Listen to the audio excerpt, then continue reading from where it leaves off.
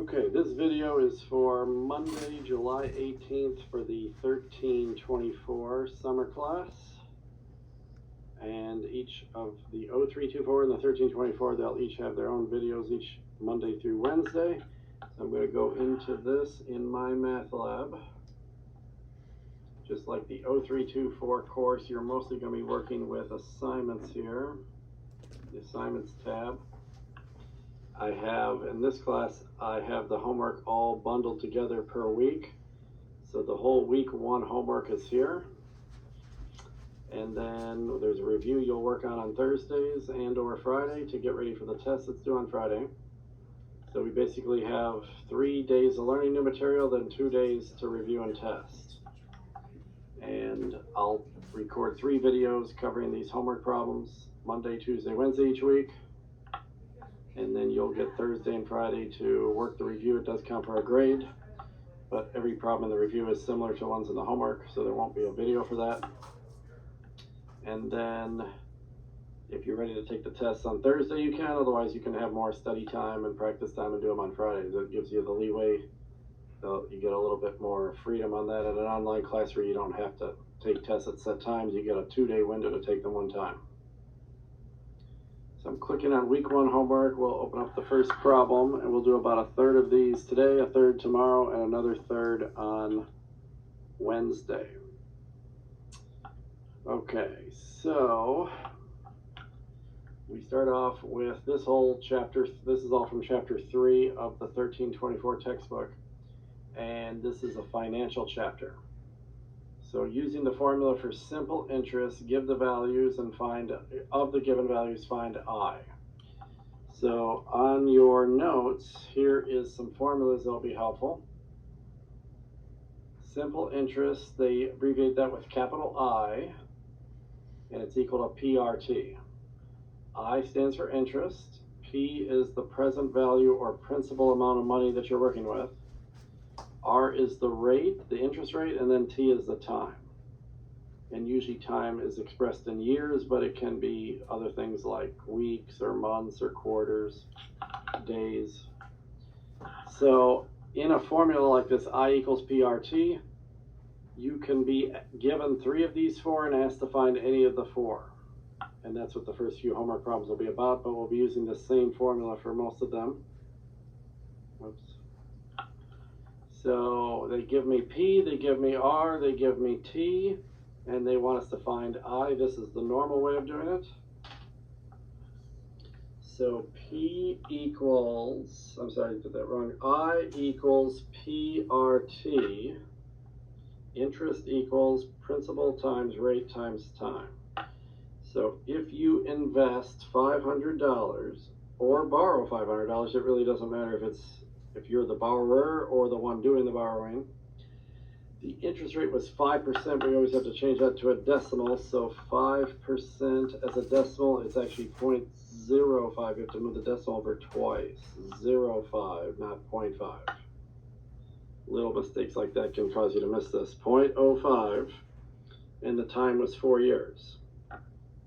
And then basically with any calculator, you can type that in, 500 times 0.05 times 4. And this 100 that we're getting right here, this represents the interest.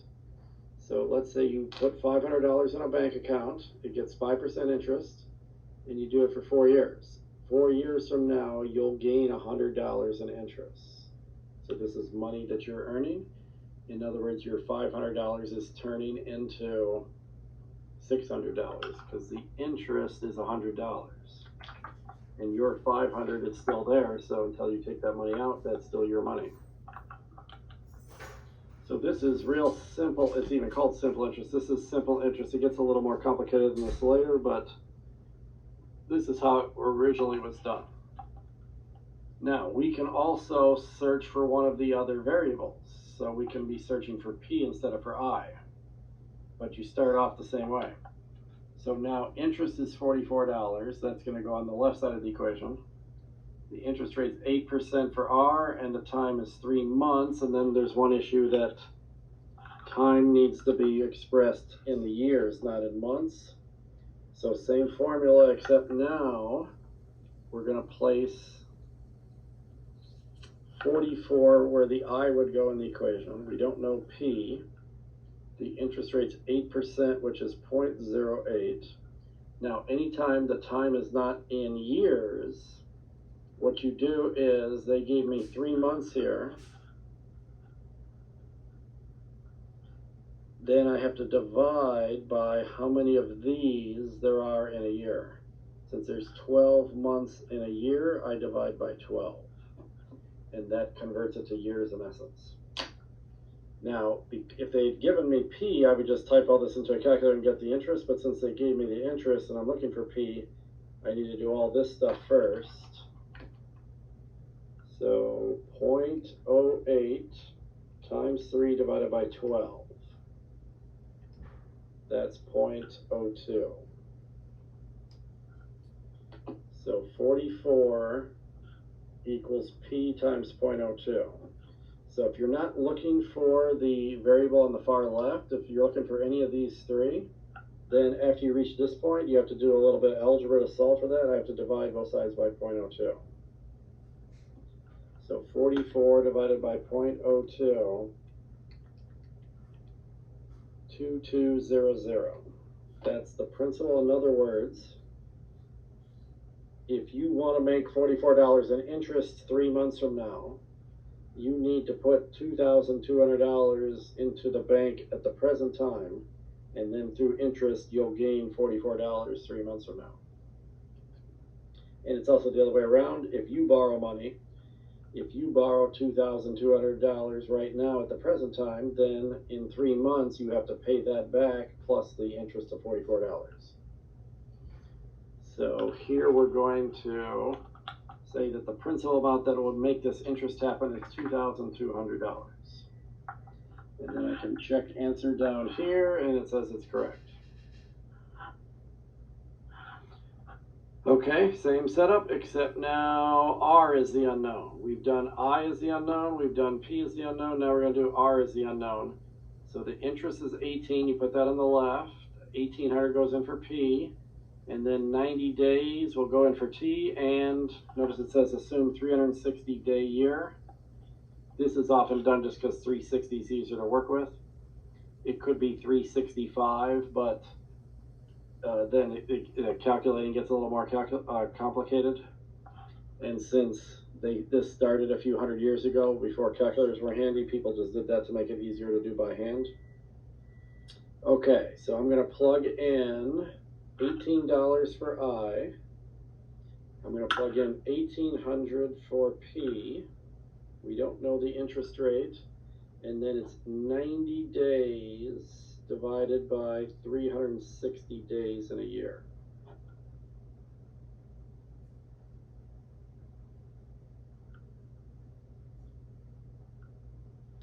But even though this R is in the middle, it's fine. You can do 1,800 times 90 divided by 360. Do all those numbers multiplied together and divided.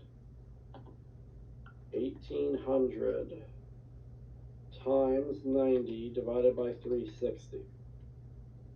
450. So you have 18 equals 450 times R. So I just do everything on that side that I can do and leave the variable there. And then I need to get the variable by itself, so do the opposite of multiplying and divide by 450. Whatever 18 divided by 450 is, that'll be R. Now, when you do a number divided by a bigger number, it'll be a decimal answer. And that's good because the rate, remember how we had 0.05 here? So usually they quote the rate in percentages, but you work with decimals in calculations. So this is backwards. We're going to get a decimal for the calculation, 0.04, and then we'll change it to a percentage most likely. So we calculate 0.04, and then they'll probably round that, or not round, but they'll change that back to 4%. I'm guessing they're going to see what they got. You always got to read what they want here. But see how it's R equals blank percent? That tells you they want 4, not 0.04. So that was the third one. And And then finally, so this is the fourth problem, and we now will be solving for t. It's the only variable we haven't solved for yet. I is 125, P, the principal is 5,000, interest rate's 5%. How long would that take to happen? How long would you have to leave 5,000 in the bank to get $125 in interest? So I equals PRT. We're going to plug everything in but the T. Interest is $125. Principal is 5,000. R is 5%, so 0.05, and then we'll solve for T. So here I could do 5,000 times 0.05. That is 250.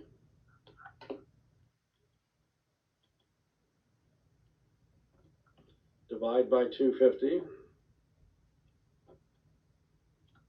125 divided by 250 is exactly 0.5. Now this is time. Time is in years, unless you want to convert it to something else. 0.5 of a year, that's half of a year.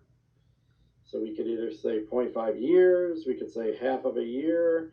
Half of a year is 6 months. It's just going to depend how they want the answer placed. So whenever you're doing MyMathLab homework, it's always good to read this blue part. We all fall victim to that and forget to do it sometimes, but simplify your answer. So if you get 2 fourths, you need to reduce it to 1/2, in other words. Type an integer or a decimal. And it is in years right here, not months. Even though 6 months is equivalent, they would count it wrong because they asked for years. Integer or decimal, they don't want a fraction, so 1/2's no good. 0.5. Sometimes they'll ask for a fraction and not a decimal, and if you do that, they count it wrong. So even though 0.5 year is the same thing as 1/2 year, it's the same thing as 6 months, if you don't put the format in they ask for, they count it wrong. And you take all your tests in this program, so you got to do it the way the homework does it. Okay, so as I mentioned before, if you invest $5,000 in a bank account or some other investment and get so much of an interest rate and leave it in there for so much time, you'll gain so much interest. So if you remember that first problem, we invested $500 and then we gained whatever it was. Let's see, number one. We gained $100 after 4 years. So how much money do you have at that point? Because you have your original 500 plus you've gained 100. So you add these two results together and you get how much money you physically have in the future. So this is the next step on number 5, is A, which is called future value. A is the present value times 1 plus RT. And I think I wrote it this way too. So if you distribute that, then you get P plus PRT. This is an easier way of thinking about it, actually. PRT, that's the interest. That's this interest up here. So how much do I have in the future? Future value is simple interest. My future amount 4 years from now is the present amount now, the 500 that I invested, plus the $100 I earned in interest. So that's how this is figured out. So it's what it really is an extra step than what we just did. We're still going to calculate the interest, and then we just have to take an extra step and add that original amount back again. And that'll get us what the future value is. And you can either use this formula, because it's right in the problem, or if you distribute the P in, that's how you get that other one. It doesn't matter which one you use, but the other one's just easier to think about if you're trying to think of how what's actually happening here. So somebody's going to invest or borrow $4,100. They have a 12% interest rate. They're doing it for 3 quarters. A quarter is 3 months. So 3 quarters would be 9 months. There's 4 quarters in a year and 12 months in a year, so every quarter is 3 months. So find the future value. And maybe I'll do this both ways and show you it's the same either way. So whether you do A equals P plus PRT, or if you do A equals P times 1 plus RT, it's the same either way. So we're told in the problem that the P is 4,100. You can either put that down twice. R is 12%, 0.12. And then 3/4, but there's 4 quarters in a year, just like 4 quarters in a dollar or 4 quarters in a game. And if you're doing it this way, it's 4,100 times 1 plus R times T. So it's just a little bit less work to do this. The other one's easier to think of, and this one's easier to calculate with. So it really doesn't matter which one of these two you do. So if you want to do, let's do this one first. If you want to do this one, you can type all this together. Anytime there's no addition or subtraction, you can do that all at once. So 4,100 times 0.12 times 3 divided by 4. 369. That's what we did on the first 4 problems, basically. That's the interest part of this. This is how much money you invested. This is your money. You still have that in the bank, and then you've gained this much money. So by adding these together, that's how much you have now. So add 4,100 to that, and you've got $4,469. If you did it here, you would want to multiply all this stuff together. 0.12 times 3 divided by 4. Then you add 1, and then you multiply by 4,100. Same answer, as it should be. So you multiply all this together, add 1, because you're doing the parentheses first, and then multiply by 4,100. So maybe you remember in the 0324 video how we were doing things like, which thing do you add first? We do the parentheses first. That's why that was reviewed in that class. So either way I want to do this, the answer is 4469. You will see this in math where there's sometimes more than one way to do something. 4469. Okay, this is the same thing, except now instead of quarters, they're giving me time in days. So just, we get to practice this again, but in days. The principal amount is 3,600, the rate's 4%, and we want to do 90 days. Find the future value of that. So again, doesn't matter which formula you like. I kind of like this first one because I can see the original amount, and then I see the interest. But if you like this one, do this better. Okay, so the initial amount that we're depositing is 3,600, our present value. And then I write it again. The interest rate is 4%. We're doing 90 days. So then the only thing left is we have to divide by how many days in a year and assume 360 always for that, unless they say otherwise, but that's what they typically do in the financial world. And that's why there's 360 degrees in a circle too, is it's close to a time in a year. So I can do all this together at once, and then I just have to add something. That's why I like this formula better. Here you have to do multiply all this, then add, then multiply. There's a few more steps involved. 3,600 times 0.04 times 90 divided by 360. There's the interest. This person only made $36 because they only did it for 90 days. And then you add the original to that, and you'll get 3636.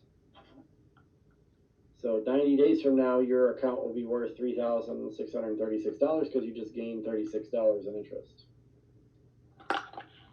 So if the interest rate is higher or lower, then that can affect this. Higher interest rate, you make more money. Lower, you make less.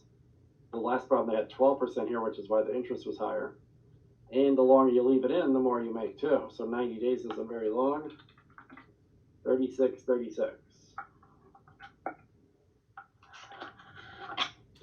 Okay, what if they give me weeks? This is the same problem, but it has weeks in it instead of days or quarters. So 26 weeks, 9.5%, and okay, and one other difference too is now they're giving me 5,000 for A, that's the future value. We want to find P, the present value. But it's the same formula. Each time you're doing a problem, you're working with the same formula, it's just you might be solving for one of the other variables.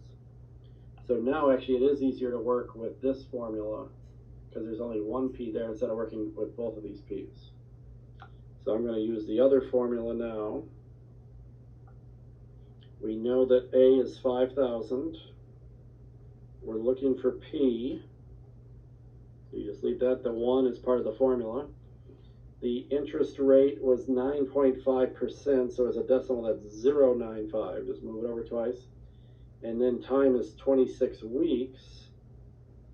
And there's 52 weeks in a year. Come all the way down there.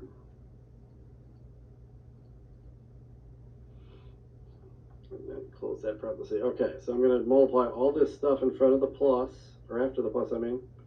Do all the multiplying and dividing first, then add 1. So 0.95 times 26 divided by 52. 0.0475, add 1, 1.0475. That's what all this parenthesis made. And then, then since I'm solving for P, I have to divide by whatever is multiplied here. Divide, so we had a similar problem like this in the simple interest problems. Divide by that, so 5,000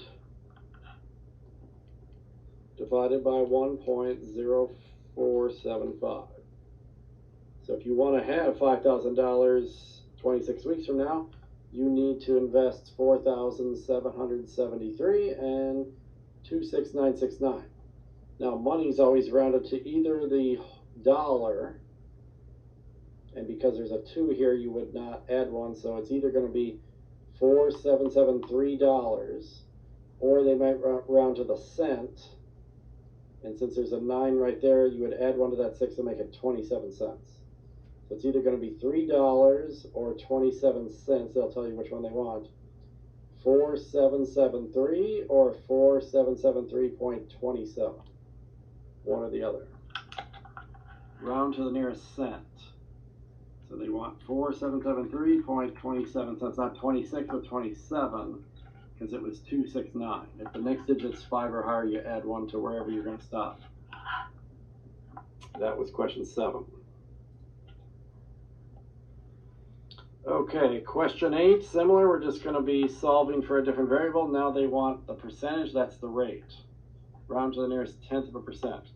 So now we have P, we have A, we have the time, but we don't have R, the percentage. Okay, so again, if you're looking for one of the things on the right-hand side, then the other formula is actually easier to work with, because then you have one of each variable. So I can plug everything in except for the R. The principal is 2200, that's P. The 1 is always part of the formula. The A, the future value, is 2288. And the time, we don't know R, the time is 6 months. So notice the $2,200 is going to grow to $2,288. They're going to make $88 in interest 6 months from now. Obviously, there's 12 months in a year, so we'll divide by that so we convert to years. So here's the plus sign. You can't do the plus first. You got to do all multiplying and dividing. And the R is an unknown. So literally all I can do is 6 divided by 12 in that parenthesis part. 6 divided by 12 is 0.5. So we get half times R. We can't add this together because this has an R and this one doesn't. So what we could do is, since this is multiplied on the outside, we could divide both sides by 2200. Since there's no plus or minus right there. So I can divide these two and get a single answer for that. 2288 divided by 2200. It came out to exactly 1.04. 1.04 equals 1 plus 0.5R. Now that the 2200 is gone, the parenthesis can drop. And then I can subtract a 1 from each side. 0.04 equals 0.5 R, and divide by 0.5. That's the only way to get R by itself. There's algebra steps there. 0.04 divided by 0.5 is 0.08. 0.08, move the decimal 2 to the right to get back to percentages, that's 8% exactly. Now they said round to the nearest tenth of a percent, so if you would have got like 0.87612 something like that, you would move the decimal over twice, and it would be 8.7 unless the next digit's 5 or higher, which it is. So then you'd round it up to 8.8% if this were to occur. But it came out to exactly 0.08. But we will see this happen sometimes where we have to round a long decimal like that. So they said round to the nearest tenth, but it was no rounding at all because it came out to exactly 8%. So another way of thinking of this problem is if you have $2,200 right now and you need $2,288 6 months from now, then you need to shop around and find somebody who's willing to give you 8% interest to make that happen. Otherwise, you're going to have to invest more or leave it in for a longer amount of time. Okay, and then, so the only thing we haven't done yet is we haven't solved for t yet. So here's one where we're solving for t. T is the time. But it's the same formula for about the third time in a row. A equals P times 1 plus RT. Plug in everything but the T. A is 896. P is 700. R is 14% or 0.14, and then you got T.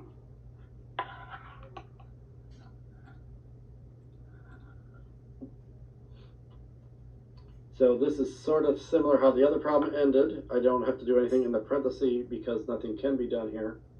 So I can right away divide both sides by 700. 896 divided by 700 is exactly 1.28.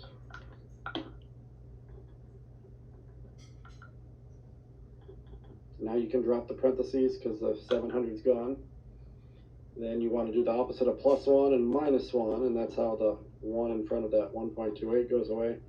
0.28, that's more like an interest rate, 0.28. Although this one's going to be about time, but the interest rate is what causes these decimals to occur. And then you just divide by whatever's in front of your variable, divide by 0.14.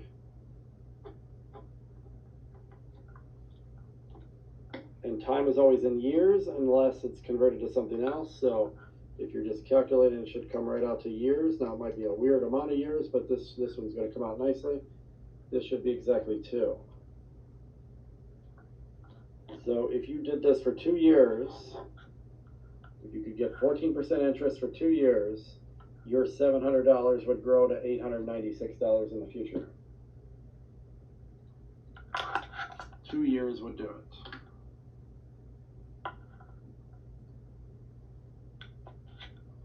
Okay, what annual interest rate is earned by a 17-week T-bill with a maturity value of $2,500 that sells for this? So the point of this problem is really no different. What's different here is this is coming from the real world. They have treasury bills, that's what a T-bill is. So they're wording this more like the government would if you wanted to buy a treasury bill from the government. So, but you have your 3 values in the paragraph, and then you're looking for 1. There's only 4 things in the formula. And here's a hint, too, that money in the future is always worth more than money now, because interest makes it grow. Nobody would put $2,500 in a bank and have it shrink. Now, if you do investments, they can shrink, but if you're earning interest, it never shrinks. So your money can only go up if you put it in the bank. So that should tell you the smaller number is the present value and the bigger number is always the future value, because they're not specifying that here. You're trying to apply this. This is a business type of class, business math. So there's going to be some business problems every so often. And then if you go to 1325, business calculus next, then you'll see even more of that kind of stuff. But this is just like a problem we did a second ago, where we're looking for R. We're basically looking for the interest rate R, and we have time, 17 weeks, and we have both the future value and the present value. But you also have to recognize which one's which here. It's a little harder to recognize that. In the other problems, they were real nice about telling you which number went with which variable. But same formula. So the future value A, that's always the larger of those two dollar amounts. That's 2,500. The smaller number is the present value because it has to grow to the future value. We're looking for the interest rate. We don't know R. And then time is 17 weeks. And there's 52 weeks in a year. This was a problem we did 2 problems ago. The ending of this will be. So here we can do this division first. 17 divided by 52. And see, that's a big messy decimal. So this can be an issue sometimes with messy decimals. If you round too soon, that can throw the answer off. So I'm not going to round that. I'm just going to put the whole thing. 0.3269230769R. This fraction divides to this big messy decimal. And it's times R, so I can't add 1 to it. So instead you have to divide both sides by 2466.33.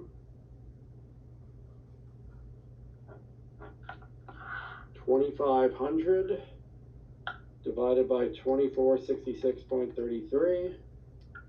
That's a big long messy decimal. But write the whole thing down.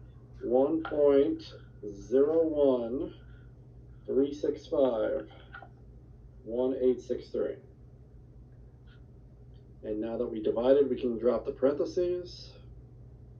And this is, since this is a real world problem, then this is what happens more often in the real world where you have messier numbers to work with. Subtract the 1, and that will eliminate the 1 there too. 0.136511863 equals 3269230769R. Divide by 3269230769 on both sides. Which gets tired to write and say out loud. But once we do that, that's R. And it'll be some decimal, and then we can move the decimal over twice to make it a percentage and possibly round to so many places. So 0.1365, do I still have that here? Almost. I just need to get rid of the 1. So there's the 0.1365 on, divided by 0.3269230769. Okay, so my interest rate R would equal 0.417586407. Here's where we round. I'm reading it right now. It says type an integer or a decimal rounded to 3 decimal places, and they do want a percentage answer. So since they want a percentage, I first have to move the decimal over twice. 4 point, and it says round to 3 decimal places, so I'm going to write the first 3 after that. 4.175, but it's either going to be 175 or 176. So we want 3 decimals after the 4, and then we check the 4th decimal. That's an 8, so we have to add 1 to this 5. It's going to be 4.176%. That would be your interest rate on this treasury bill. And I'm reading the blue, type an integer or a decimal rounded to 3 decimal places. As needed means, like before, remember how they said round to the 10th, but I got the answer exactly. So you may not need 3 decimals, but if it's a long, messy decimal, then you're going to round to that. So other than that, that was the same problem as 2 problems ago. That was actually like number 8. Just in a real world setting. So there's 4 sections in chapter 3 that you're doing this week, all financial stuff. We just did 1 through 10, which was section 3, you can always tell the section right up here at the top. So if I hit these 3 lines here, shows all the problems. 1 through 10, that's 3.1. 11 through 20 is 3.2. and the next 10 is 3-3, and the last 10 is 3-4. And we have 3 days to do 40 problems. So maybe we'll go to about 15 today, and then 30 tomorrow, and then we'll just have 10 the last day. I'm going to go to 11 now. Okay, so now in 3.2, what's different is simple interest gets calculated once a year. But that was the old-fashioned way hundreds of years ago. Nobody does that anymore. But they teach that first because it's still the easiest thing to understand. All interest nowadays is compounded. Compounded means you do it more often than once a year. And there's 2 ways to do this. So let me show you this. You can do future value with compound interest. You got to read, do they want simple interest or do they want compound interest? With simple interest, you're basically adding. In compound, you're multiplying. And then there's even what this problem's about. It says future value for continuous. This is the best you can get, is where they're constantly calculating your interest. You get these super rich people like the Jeff Bezoses and the Elon Musks that have billions and billions of dollars. They're making so much money on their interest. That's growing faster than they could even spend all their money. It's just crazy amounts of money. So this formula is sort of similar to this one, but a little more complicated. We'll get to this in a second. At least the continuous one is a little easier. It's A future value equals P present value. That you already know. There is an R times T like there was here, but it's up in an exponent. The one that you might not know is the base is a special number in math called E. E is a constant. It's similar to pi. Do you know pi in geometry, 3.14? E is a number like that, 2.718281828. So if they say continuous compounding, we use this shorter formula. If it's compounding by the quarter or by the month or by the day, then we'll use this one, which we'll get to in a second. They said use continuous compound interest formula. They give me P, they give me R, they give me T. The only one I'm looking for is A. One thing I do like about this formula is A equals P, the special number E, raised to the RT, but it reminds me of that shampoo that's called Pert. Kind of spells Pert, even though it's not really a word here. So that's a good way. You can write these formulas down, but that's a good way to remember that the continuous one is spelling the word Pert. So first we're going to solve for A, and then they might have us solve for some of the other variables. So P, I'm going to invest $2,000 right now in the present time. E is that special number 2.71828. And then you raise it to the RT. I don't know. Oh, I do know both of those. Okay.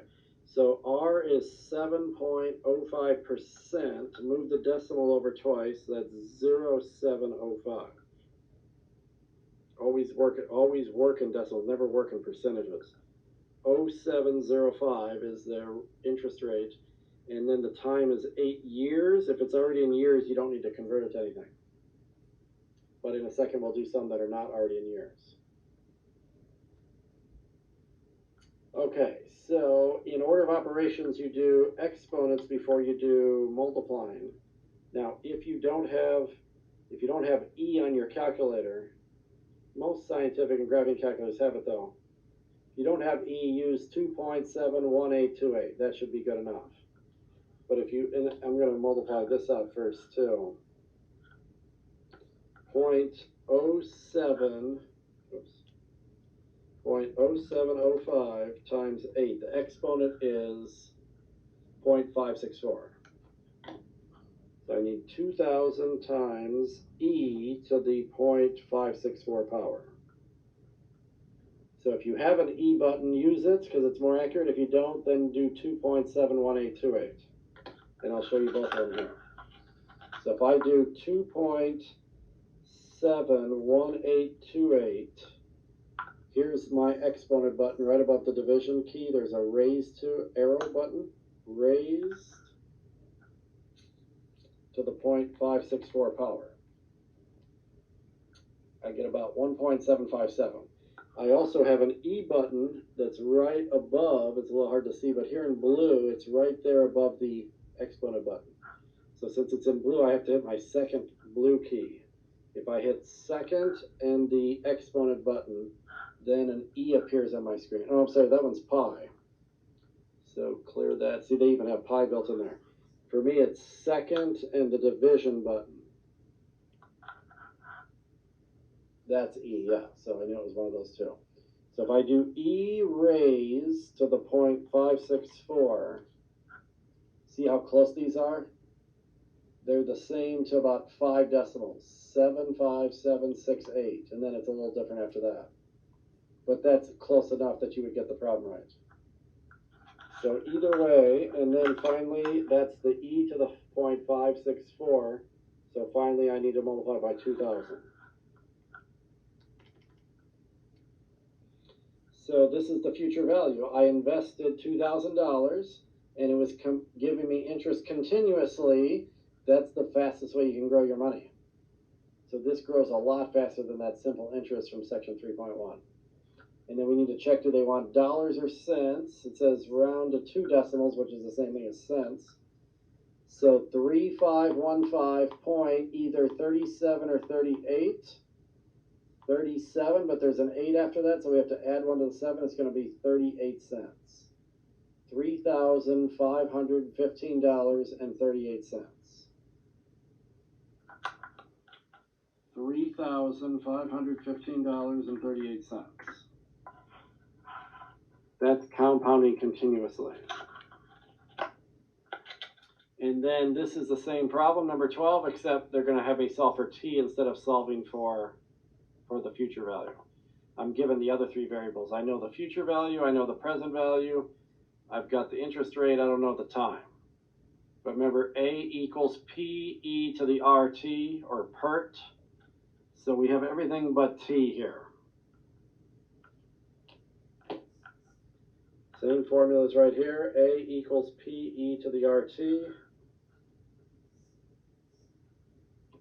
We're looking for t.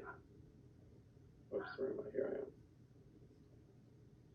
So A is $88,000. P is 59,225. Notice how A is always bigger than P. Future value, money is always worth more in the future. E, I'm just going to use my E button in my calculator, or use 2.71828 if you don't have that.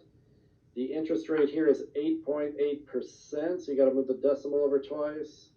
0.88. 0.88 T. We don't know T. Okay, so because of the variables over here, we can't work with this side yet. So instead, we kind of solve the equation backwards. Last time we did this part last, now we're going to do this first. So divide by the constant. That's multiplied in, so you can just divide it out. There's no addition or subtraction here. 88,000 divided by 59,225. So there's a long decimal, but don't round it. 1.485859012.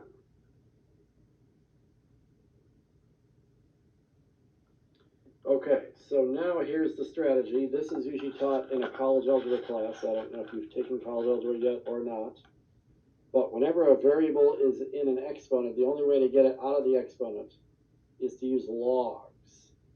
And logs come in different bases, but if E is involved, the best base to use is ln. So I can put an ln log on each side of the equation.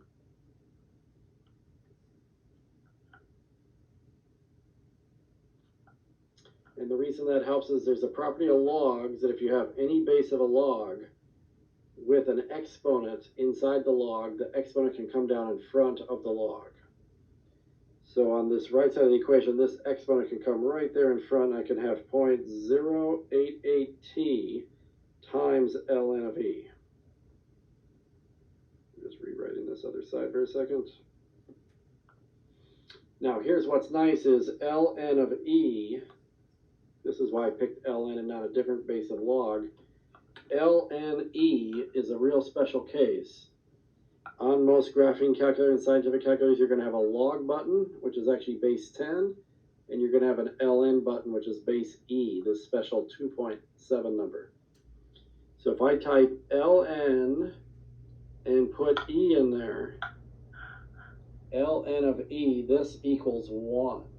If the base of the log and the value you're doing are the same, they in essence cancel out and it just equals 1.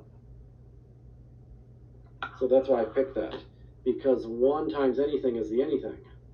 So ln of E just goes away for free basically because it's equal to a 1.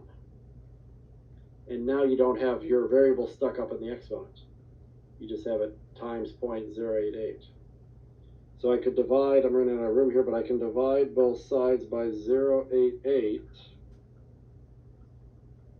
which will cancel that, and that's how you get t by itself. So t will equal this ln of this big long decimal divided by 0.88, and with any scientific or graphing calculator, that's easy just to type it in.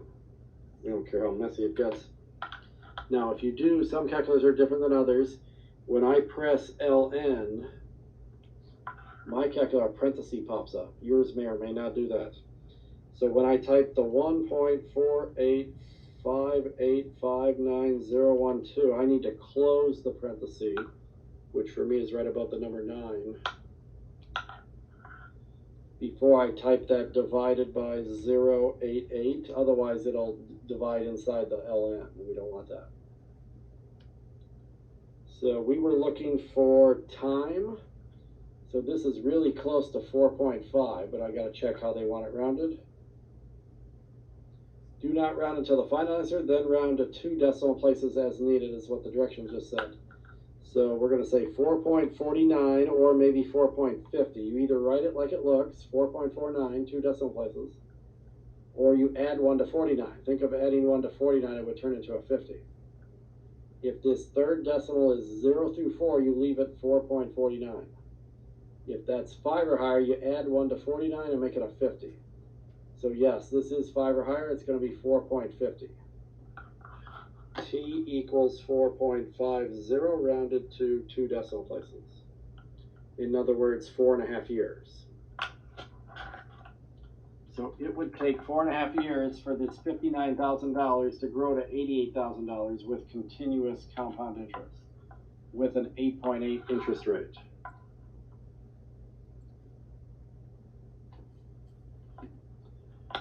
Okay, so just 11 and 12, they're the only two that involve continuous compounding. The next handful of problems are going to be this, where you compound not continuously, but so many times per year. So then we use this formula right here. Oops, okay, where's the problem? Okay, $14,000 is invested at 6% compounded quarterly, not continuously, but quarterly. What is the amount after 7 years? There's your time. So you're investing this money right now. How much is your money worth 7 years from now? You're looking for the future value. They don't specify this one as clearly as some. And that's sometimes you have to infer that. So that's sometimes the challenge, is knowing which variable is which. But the formula now for compounding quarterly or anything not continuously, it's A equals P, and then instead of plus, your times, that's what makes it grow faster, times 1 plus R over N to the NT power. N is the only new variable here. N is how many times you do it per year. So they said $14,000 is invested. That, in other words, right now you make an investment of $14,000. 6% compounded quarterly. 6% quarterly. Quarterly is every 3 months, but there's 4 quarters in a year. So if you get quarterly, N equals 4. If you get monthly, N equals 12, obviously. Daily is N equals 360. Sometimes they do semi-annually, which is twice a year. And then change 6% to 0.06. quarterly is n equals 4. So I'm going to put 0.06 over 4. And then the n gets repeated in the exponent to the n's in the denominator and the exponent, and then time was 7 years. So we know everything but the a, and this is a direct calculation. There's no algebra involved here. If the a is known and one of these things is, if a is known and one of these things is unknown, then you got some algebra to do as well. But now I'm just going to basically follow the order of operations. So I'm going to do the inner parenthesis first, although you can do this 4 times 7 because that's all in the exponent, 28. So I need to do the parenthesis first, and you would divide before you would add by order of operations. So 0.06 divided by 4 is 0.015, and then add 1. 1.015. Then you have a choice between multiplying and exponents. Exponents come before multiplying. Remember PEMDAS, please excuse my dear Aunt Sally. So raise that to the 28th power, then multiply by 14,000. This is where graphing and scientific calculators help a lot, so that you can do these high exponents real easily. So there it is, your $14,000, that's the present value. It's going to grow to over $21,000 in 7 years. I need to check where to round to. It says round to the nearest cent, so that's 2 decimals. So I'm either going to put the 2 decimals 11, or you might have to add 1 and make it a 12. But there's a 0 after that, so no, you're going to leave that 11. So the answer is $21,241.11. Round to the nearest cent. $21,241.11.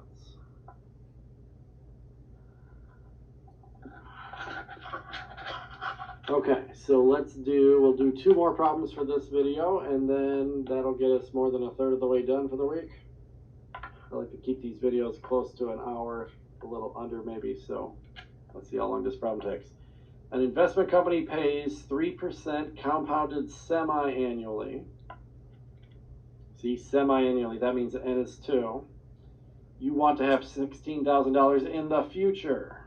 They're giving you the future value. That's A right there. How much should you deposit now? That's the present value. That's the one we don't know. So that it grows to that amount 5 years from now. So this is the same thing, except you have a different variable. Now we know everything but the P. So the future value, we want this to be worth $16,000 in the future. We're looking for P. And then the interest rate is 3%, 0.03. Compounded semi-annually, n is 2, and then you put that in the denominator and the exponent. And we're doing this for 5 years. So the setup's almost identical to the previous problem. Just the unknown is in a different slot. So then there's going to be some algebra to solve for the unknown. But I can certainly do the exponent multiplying. I can do this division right here. Those will be the first 2 steps. 0.03 divided by 2 turns out to be 0.015, and 5 times 2 is 10. Then you can add 1 to the decimal. That's always easy. It just becomes 1 point whatever it is. So I could figure this out with a calculator. The unknown's going to be stuck there, but 1.015 raised to the 10th power. So there's a big messy decimal for that, but no problem with calculators. So 16,000 equals P times 1.160540825. Don't round it. But you just have P times that, so the opposite is divide by that big messy decimal.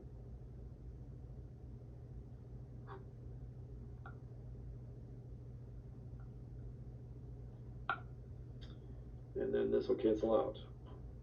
Now here's a little trick. If you do have a graphing calculator, I want to type 16,000 divided by this. But this is the last thing on my screen. And it gets annoying having to type these big long decimals because we're not allowed to round at this point. So if you have the following button, 16,000 divided by, If I press second, and right here where it says answer, in blue there, ANS, answer, then what happens is it grabs that entire long decimal. I don't have to type it myself, so it just goes a little quicker. So then you would need a present value of 13,786, and then either 67 like it looks, or you might have to add 1 to the 7 to make it 68, and there is a 5 there. So 0.68 if they want cents. Now if they want dollar, then it's either $86 or 87, and since there's a 6 here, you would add 1 and make that $87. So we need to check, do they want dollars or cents? It does say cents. So 13,786.68 cents. Notice that's less than the 16,000 in the future. The present value is always less than the future value. And this has multiple parts because that said part A. Okay, so now they're just having me redo the problem for 10 years instead of 5 years. So they wanted to see what would have happened if it was 10 years instead of 5 years. Remember I said the longer you leave it in there, the more money you make. So everything else is the same. Still 3% compounded semi-annually, still 16,000. The only thing that's changing is 5 is changing to 10. So if this 5 right here changed to 10, then this exponent would change to 20, and nothing else would change at that point. So I could just go right to this step here, unless you just want to start all over again and do the whole thing all over again. Right from that step, if I have 16,000 equals P times 1.015 to the 20th power instead of the 10th power. That's the only difference. So in my calculator, I would have to do 1.015 to the 20th power first.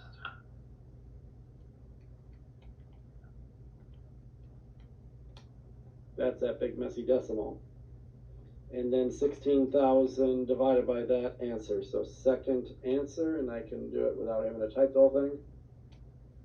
And then notice that it's a smaller amount, 11,879, and either 52 or 53, but there's a 6 there, so 53 cents. 11,879 and 53 cents.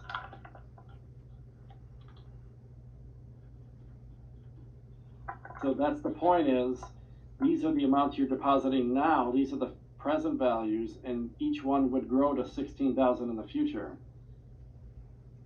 And if you leave it in there for 5 years, you have to give them almost $14,000 for that to happen. But if you're willing to leave it in longer, 10 years, only $11,000 is needed to grow to 16,000. So if you're like a parent or a grandparent, you want a child is born, you want to leave a college scholarship for that child when they grow to be 18 years old. If you do it when they're young enough, like right after they're born and they don't need the money till they're 18, you don't need to invest as much money over that 18 years. That'll grow more than if you did it like after they became a teenager or something. So check answer. That was the point of the part 2, is that that the longer time makes it grow faster. So the video right now is almost an hour, and I can tell the next problem is going to take more than a minute and a half. So we're already more than a third of the way done with the homework anyway, so it's not that we have to stop at even amount of numbers like 15s and 10s. So we've done the first 14 problems in the week 1 homework. We're going to start 15 first thing tomorrow. But we are more than a third of the way done, because 14 times 3 is 42, and there's only 40 problems. So this is a good stopping point for the first day, and then tomorrow there'll be a video from 15 to roughly around 28-ish or 27, somewhere around there. And I'll stop the recording, and I'll see you tomorrow for day 2 of 3 days this first week.